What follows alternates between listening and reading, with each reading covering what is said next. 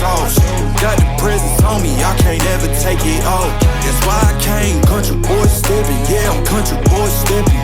Country boy stepping, yeah, I'm country. বন্ধুরা আসসালামু আলাইকুম, আশা করি সবাই ভালো আছেন।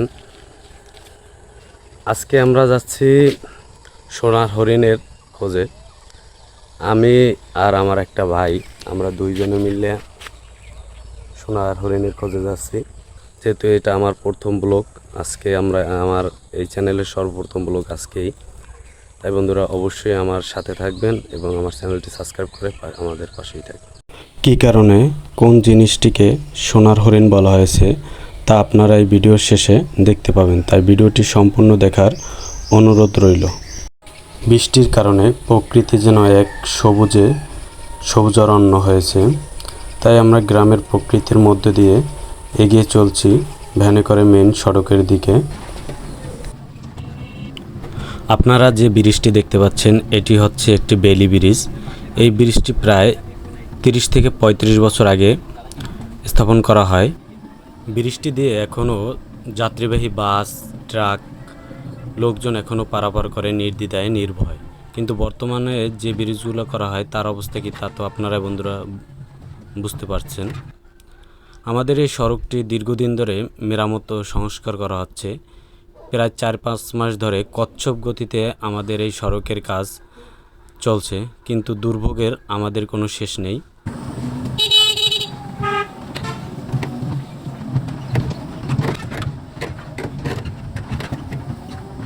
যেহেতু মূল সড়কটি ভাঙা এবং ব্যবহারের অনুপযোগী, তাই আমরা গ্রামের একটি সড়ক ধরে আমাদের গন্তব্যের দিকে এগিয়ে চললাম। কিছুদিন আগে বিশ্বকাপ শেষ হয়েছে, তাই এখনও প্রিয় দলগুলোর পতাকা উঠছে। আমাদের এখানে আর্জেন্টিনার সমর্থক বেশি হওয়ার কারণে আর্জেন্টিনার পতাকা একটু বেশি চোখে পড়ছে। তাই বন্ধুরা আপনাদের প্রিয় দলটির নাম অবশ্যই কমেন্টে বলে যাবেন। আপনারা কোন দলকে ভালোবাসেন? একটি কথা না বললেই নয়, যে বাংলার গ্রামের প্রাকৃতিক সৌন্দর্য দেখেনি সে আসলে বাংলাদেশকেই দেখেনি। এটাই আসলে বাস্তব কথা, কারণ গ্রাম বাংলার প্রাকৃতিক সৌন্দর্য আসলেই মন মুগ্ধ করার মতো।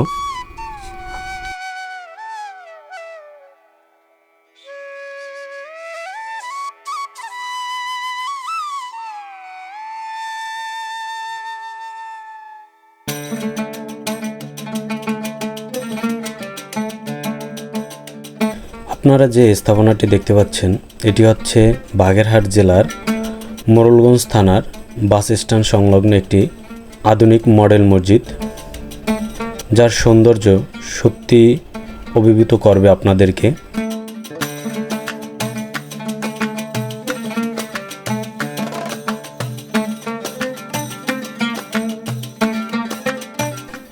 বন্ধুরা আপনাদের সাথে একটি তথ্য শেয়ার না করলেই নয়, সেটি হচ্ছে আমাদের যদি জেলা সদরে যেতে হয় তাহলে আমাদের একটি নদী পার হতে হয়, সেটি হচ্ছে পানগুচি নদী।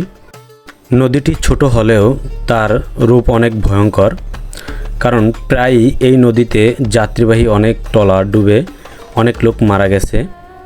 তাই আমাদের অঞ্চলের মানুষ যতটুকু সম্ভব ফেরিতে পারাপারের চেষ্টা করে।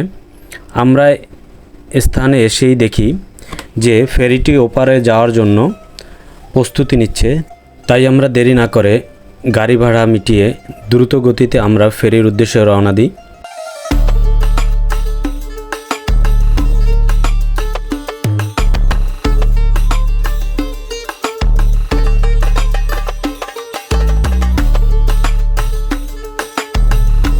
ফেরিতে ওঠার পরে অল্প সময়ের মধ্যেই ফেরির সম্পূর্ণ খালি জায়গা পূরণ হয়ে যায় এবং ফেরিটি ওপারে যাওয়ার উদ্দেশ্যে ছেড়ে দেয়।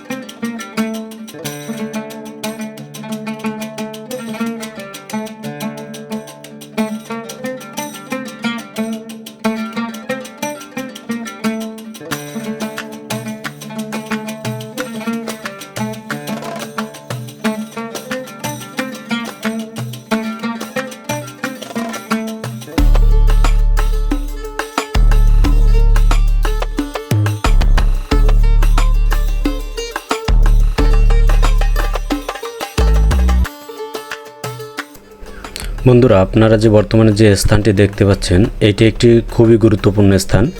এটি 2টি বিভাগের 2টি জেলাকে একত্রিত করেছে এই স্থানটি। এই স্থানটির নাম হচ্ছে সাইনবোর্ড। এটি খুলনা বিভাগের বাগেরহাট জেলা এবং বরিশাল বিভাগের পিরিজপুর জেলাকে একত্রিত করেছে এই স্থানটি। তাই দক্ষিণ অঞ্চলের মানুষের জন্য এই স্থানটি খুবই গুরুত্বপূর্ণ একটি স্থান।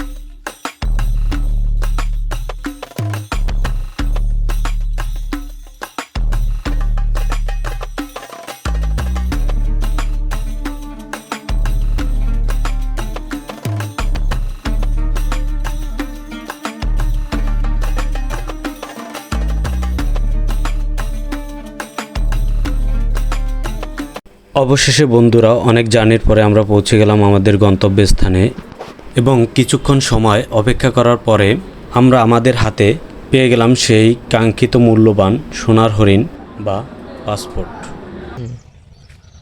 বন্ধুরা, আপনারা আমার ভিডিওতে প্রথমেই জানতে পেরেছেন যে সোনার হরিণটা কি। আসলে পাসপোর্টকে সোনার হরিণ বলার কারণ হলো বর্তমান যে বাংলাদেশের যে পরিস্থিতি, এতে আমাদের যে পূর্বে যে আইডি কার্ডগুলো হয়েছে এতে আকার রসিকার নামের কিছু পার্থক্য রয়েছে, কিন্তু বর্তমানে যে পাসপোর্ট করতে গেলে পাসপোর্ট অফিসে এই যে নামের যে আকার রসিকার সমস্যা বা মোহাম্মদ বা হাওলাদার বা পদবীগত যে সমস্যা, এই সমস্যাগুলোকে কেন্দ্র করেই এই পাসপোর্ট অফিসের লোকজনরা আপনার এই যে আবেদনগুলো বাতিল করে দিচ্ছে, বারবার যেতে হচ্ছে। এই যে একটা ভোগান্তির যে বিষয়টা, এটার কারণেই বর্তমানে পাসপোর্ট একটা সোনার হরিণের মতোই হয়ে দাঁড়িয়েছে। কারণ সহসায় পাওয়া যায় না। যদি দালাল ধরেন, আপনারা দালাল চক্র বা আপনার যদি কোনো মাধ্যম ধরেন, তাহলে দেখা গেছে কিছু টাকার বিনিময়ে এরা কাজগুলো দ্রুত করে। তা না হলে আপনার এই কাজগুলো তারা পেন্ডিং এমনভাবে পেন্ডিং করে যে আপনারা চাইলেই পাবেন না, আপনাকে বারবার যেতে হবে। একসময় আপনি বাধ্য হবেন আপনি দালালের শরণাপন্ন হতে। কারণ আপনারা লক্ষ্য করলে দেখতে পারবেন যে কিছুদিন আগে যে আপনার পাসপোর্টের এক কর্মকর্তার বিরুদ্ধে যে আপনার অভিযুক্ত হয়েছে, তাকে সাসপেন্ড না করে তাকে স্থানান্তর করে দেওয়া হয়েছে, এক স্থান থেকে অন্য স্থানে পাঠানো হয়েছে। এই যে একটা যে আপনার যে সমস্যা, এই যে সমস্যাটা কখনোই সমাধান হবে কি না জানি না, তবে উচিত ছিল যে তাকে হয় সাসপেন্ড করে দেওয়া বা তার চাকরি স্থগিত করে দেওয়া বা যে কোনো একটা শাস্তির ব্যবস্থা করে, কিন্তু তাকে তা না করে তারা এক স্থান থেকে অন্য স্থানে পাঠিয়ে দিয়েছে। তাই আমি প্রথমেই বলেছি যে আপনার আজকে আমরা সোনার হরিণ আনতে যাচ্ছি, কারণ আপনারা ইতিমধ্যেই দেখতে পাচ্ছেন যে আমি আমার পাসপোর্টটি আনতে গেছিলাম। এই পাসপোর্টের কথাই আসলে আমি মূলত সোনার হরিণ বলছি। যে কি কারণে বলছি তাও আপনারা হয়তো বুঝতে পারছেন। প্রিয় বন্ধুরা, আজকের ভিডিওটি কেমন হলো তা অবশ্যই কমেন্টে বলে যাবেন। আর যদি ভিডিওটি ভালো লেগে থাকে তাহলে লাইক কমেন্ট শেয়ার করে দিবেন, এবং আমার চ্যানেলে যদি নতুন হন তাহলে চ্যানেলটি সাবস্ক্রাইব করে অবশ্যই পাশে থাকবেন। আবার দেখা হচ্ছে আবার নতুন কোনো ভিডিওতে। ততক্ষণ সবাই ভালো থাকবেন।